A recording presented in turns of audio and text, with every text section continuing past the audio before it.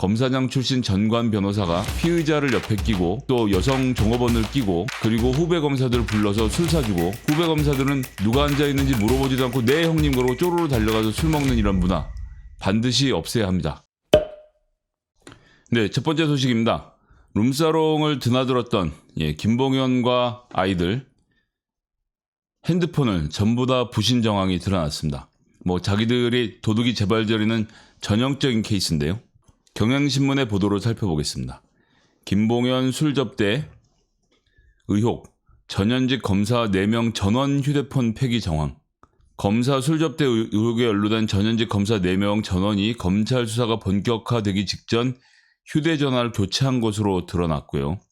일부 검사들은 검찰 내부망인 E+ 메신저 대화 내역도 삭제를 하고 업무용 컴퓨터를 바꾸는 등 증거인멸에 나선 정황도 포착이 됐습니다. 증거인멸을 하면 어떻게 하죠? 정경심 교수 왜 구속했던 겁니까? 증거인멸할 거라고 해서 구속한 거죠. 증거인멸 하는 사람들 여기 있습니다. 검사들 어떻게 할까요? 그런데 문제는 이분들이 김영란법 위반으로 구속은 안 시키겠군요. 참으로 뻔뻔스러운 인간들입니다.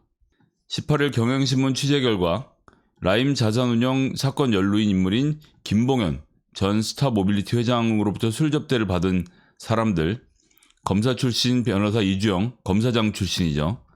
라임 사건 수사를 담당했던 검사 B씨가 10월 17일 휴대전화 번호를 새로 개통했다.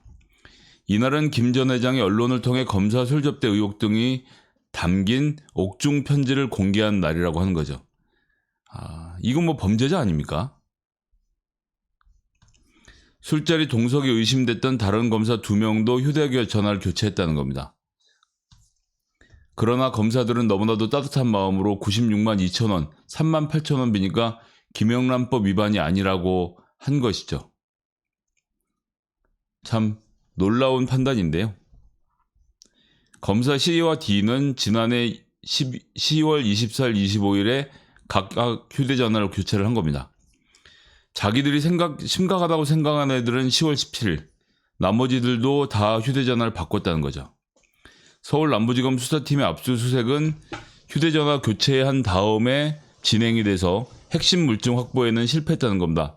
형님, 다음 주쯤 압수수색 영장 떨어질 것 같은데 어떻게 핸드폰은 정리하셨죠? 그래 다음 주야? 알았어. 그럼 이번 주에 정리하지 뭐. 이렇게 한 것 아니겠나 싶습니다.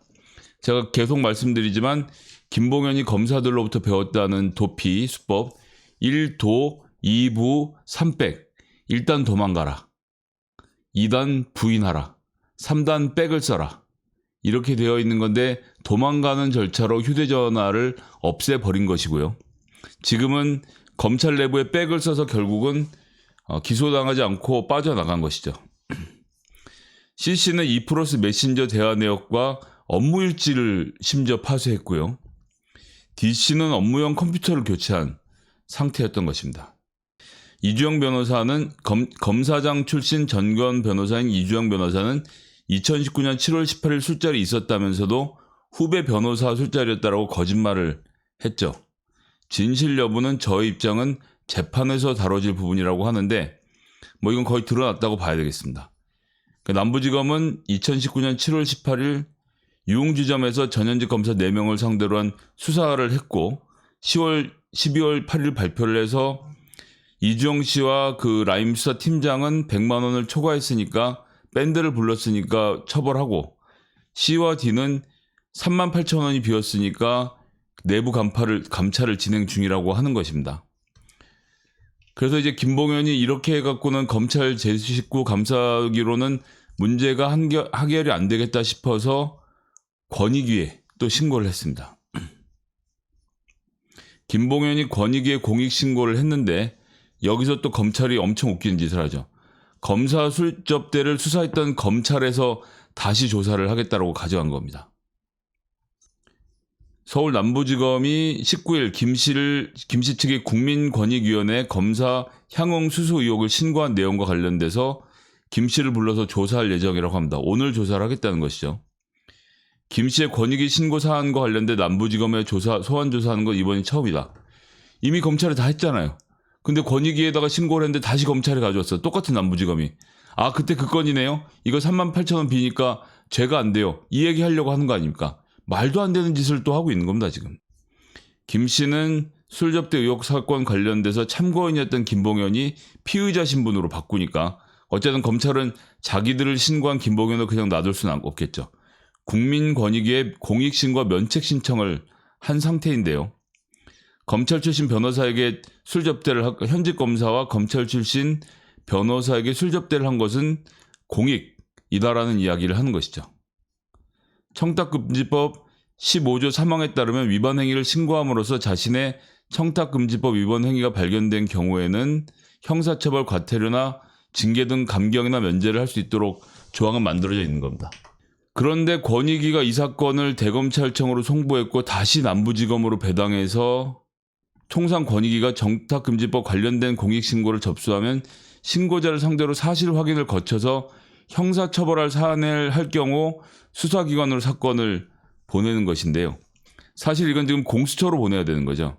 김봉현 씨도 공수처를 노리고 권익위에 신고를 했을 것으로 생각이 되고요. 공수처 이제 청문회 마무리가 되고 나면 관련해서 저는 반드시 이번 기회에 이걸 짚어봐야 된다고 생각하고요. 공수처가 원하는 사건은 가져갈 수 있는 권한이 있습니다. 그래서 1호 사건으로 다루게 될지는 모르겠지만 어쨌든 검사들이 룸사롱 접대 사건은 공수처가 가져가서 살펴봐야 합니다. 검찰은 자정 능력이라는 게 아예 없습니다.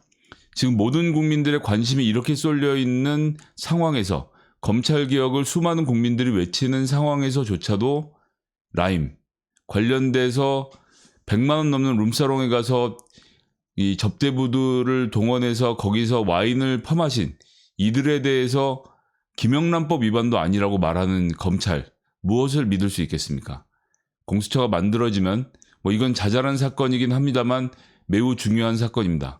검사장 출신 전관 변호사가 피의자를 옆에 끼고 또 옆에 또 여성 종업원을 끼고 그리고 후배 검사들을 불러서 술 사주고 후배 검사들은 누가 앉아있는지 물어보지도 않고 네 형님 그러고 쪼르르 달려가서 술 먹는 이런 문화 반드시 없애야 합니다. 전관 변호사의 힘 줄이는 좋은 계기가 될 것으로 생각하고요. 공수처 반드시 이 사건을 출범 이후엔 이 사건을 맡아서 일벌백계 의지를 보여줘야 할 것입니다. 이상 첫 번째 소식 마치도록 하겠습니다. 안녕하십니까. 옳은소리가 회원제를 시작합니다. 옳은소리 채널 운영자 김성혜입니다. 욕설 없고 편견 없고 차단 없는 담백한 시사 방송을 추구하고 있습니다. 매주 월요일부터 금요일까지 아침 8시 55분 아침부터 옳은소리 방송으로 찾아뵙고 있습니다. 촬영 김성혜, 제작 김성혜, 조명 김성혜, 분장 김성혜, 자료준비 김성혜, 출연 김성혜, 편집 김성혜 모든 것을 저 혼자 하다 보니 방송에 부족함이 아직 많습니다. 회원제를 시작하면 편집자도 구하고 좀 더 다양한 옳은소리 만들도록 노력하겠습니다. 앞으로도 더 열심히 하겠습니다. 감사합니다.